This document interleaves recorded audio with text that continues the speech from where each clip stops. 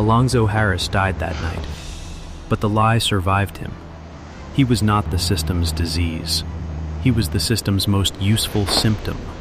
The badge, the money, the fabricated warrants, the murders. None of it was random. It was a mechanism, a predatory infrastructure hiding beneath the story of one corrupt cop. And the chilling reality? Alonzo may have been disposable from the beginning. Here's what Training Day was actually built to make its audience ignore. The Alonzo illusion. The necessary wolf. Alonzo enters the story already larger than the room. Confident, articulate, dangerous. Jake is inexperienced. Alonzo is supposedly the teacher. That distinction matters, because the film initially encourages the audience to see Alonzo through Jake's eyes. A man who knows things. A man who understands the streets. A man willing to cross lines Jake cannot. His philosophy sounds almost reasonable. To protect the sheep, you gotta catch the wolf. It sounds like pragmatism. It sounds like experience. It sounds like the ugly price of keeping people safe. But the mechanism is already visible. Alonzo doesn't merely hunt wolves. He decides who deserves to be called one. The crucifix hangs against the same body carrying weapons. Faith beside violence. Authority beside criminality. The image isn't subtle, but the deception is. The audience is encouraged to admire his effectiveness before questioning his morality. The first lie is not that Alonzo is good. The first lie is that his corruption is necessary. The first compromise. Young dealers, drugs, Alonzo's gun, Jake's hesitation, then the pipe.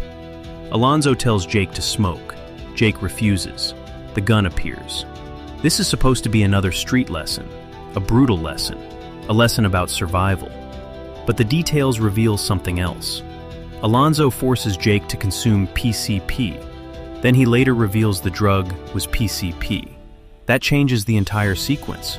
This wasn't simply indoctrination, it was preparation. Alonzo created evidence that could later destroy Jake's career. The mechanism becomes visible. First comes the compromise, then comes the threat, then comes obedience. That's a protocol, not chaos, a protocol. Imagine a man entering his dream career. Then imagine someone manufacturing the evidence needed to end it, before he even realizes he has been trapped. That is the predatory infrastructure underneath Alonzo's mentorship. The badge becomes the weapon. Blue gives them Sandman's name. The pressure works. The badge opens the door. The warrant looks official. The raid looks official. The violence looks official. But the money tells another story. $40,000, stolen under police authority, then gunfire, then escape. The audience is moving quickly through the scene. That's exactly why the clue is easy to miss. The money isn't simply stolen, it is transferred. Now the frame widens. Alonzo isn't operating in isolation. Higher-ranking officers know about his problems. They provide limited cover. They treat illegal tactics as necessary evils. The conspiracy has infrastructure. The corruption has architecture. Alonzo is simply the volatile part everyone can see. The real question is no longer, why is Alonzo corrupt? It becomes, who benefits from keeping him useful? The evidence of deceit. The murder that became paperwork. The floor opens. Cash appears. Millions. Alonzo offers Jake a cut. Jake refuses. Then comes the order. Kill him. Jake refuses again. Alonzo shoots Roger. The murder is immediate.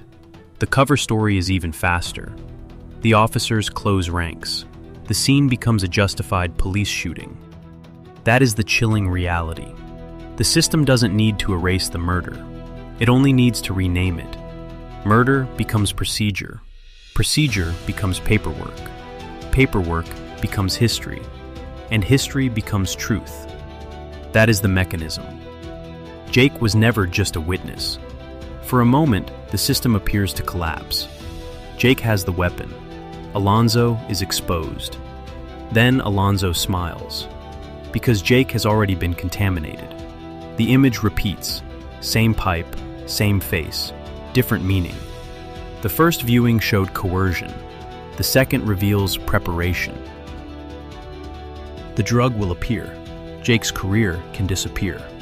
Alonzo can intervene. So Jake has a choice: obey or lose everything.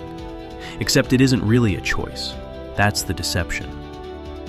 Alonzo doesn't need Jake to become corrupt. He only needs Jake to become indistinguishable from corruption. Jake sits at the card table. The room feels different now, less like a police story, more like an interrogation chamber. Smiley reveals the missing piece.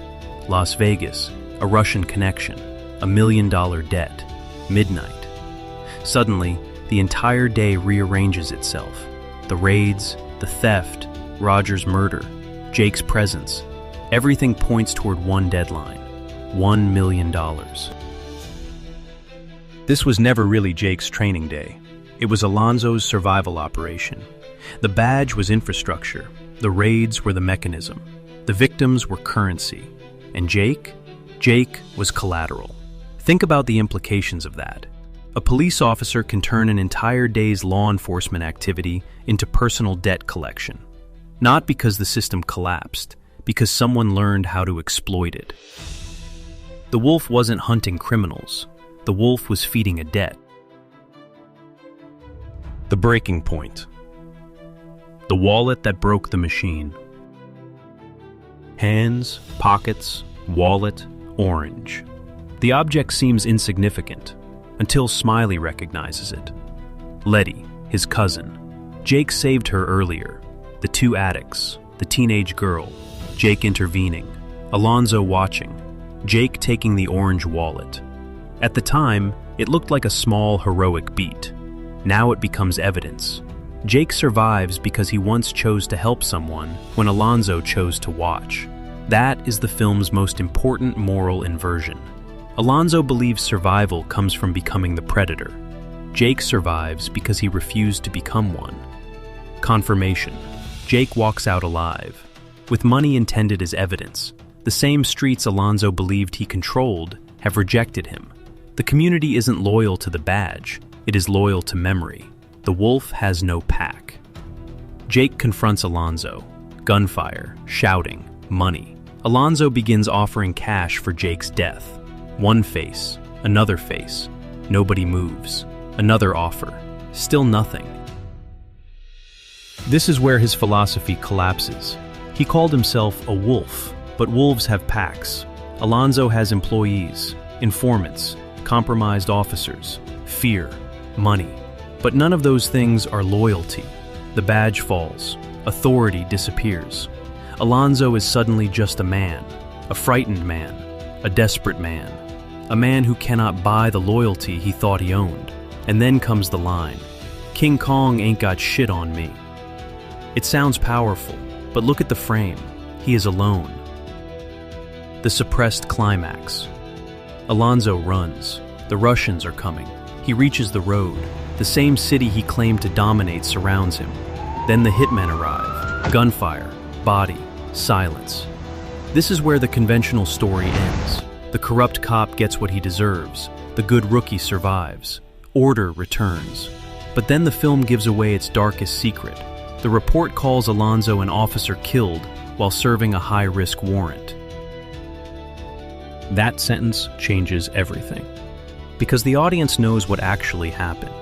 The official story doesn't. Or rather, the official story doesn't care.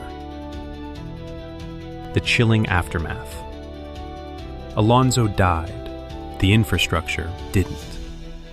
The film has spent the entire day teaching Jake one lesson. The streets are dangerous. The criminals are dangerous. Alonzo is dangerous. But the final radio broadcast reveals the deeper existential threat: narrative control. Alonzo can die. His crimes can disappear.